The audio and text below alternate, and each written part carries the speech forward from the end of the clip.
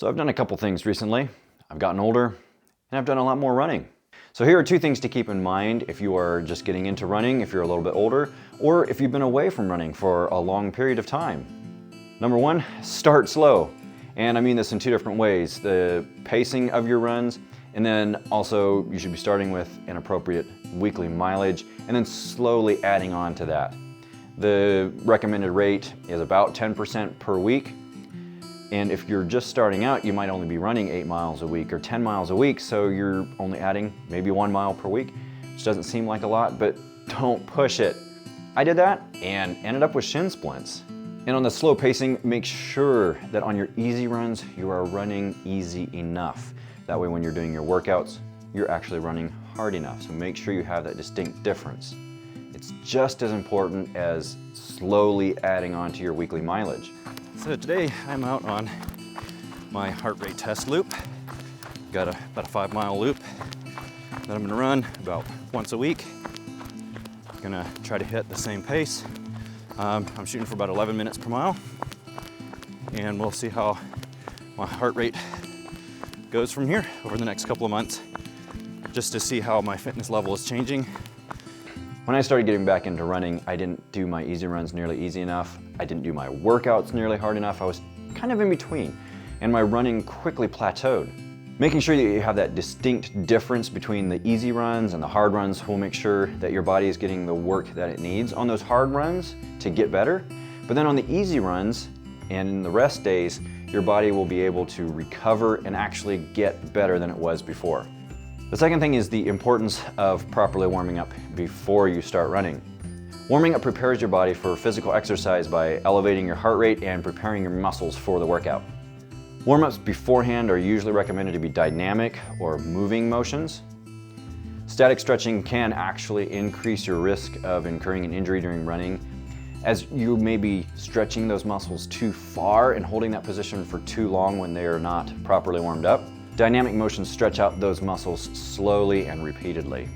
And then stretching after a run will help keep your muscles from getting quite so sore and will help your body better prepare for the next run. Now these tips are really good for anyone getting into running, but as I mentioned before, as I'm getting a little bit older, I have really noticed the importance of making sure that I'm going slow enough and I'm adding my weekly mileage properly, and then I'm doing a proper warm-up before running.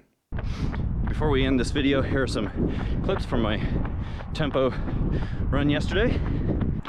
Good morning. It is a Thursday morning and we are out here for a tempo run. I'm gonna try to go for 30 minutes, like a 7:30 to 7:45 pace. So just getting done with the warm up here. So let's get it going here. Let's get some speed in today.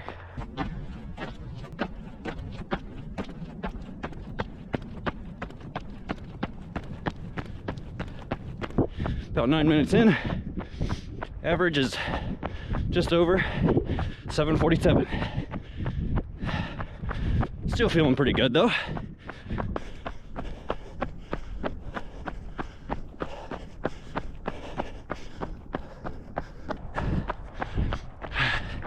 "19 minutes in, 19 or 20.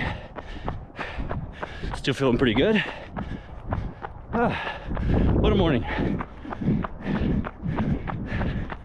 Got about 1 minute left and got this hill. Oh man. Of course, the route I decided to go with got these little hills all in the last 4 or 5 minutes here. Whew. 10 seconds.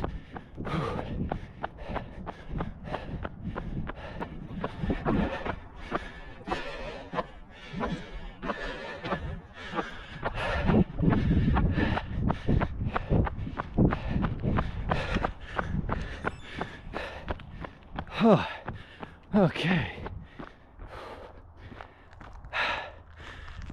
Tempo run done. Now just gotta jog back home for the cool down and call that a day.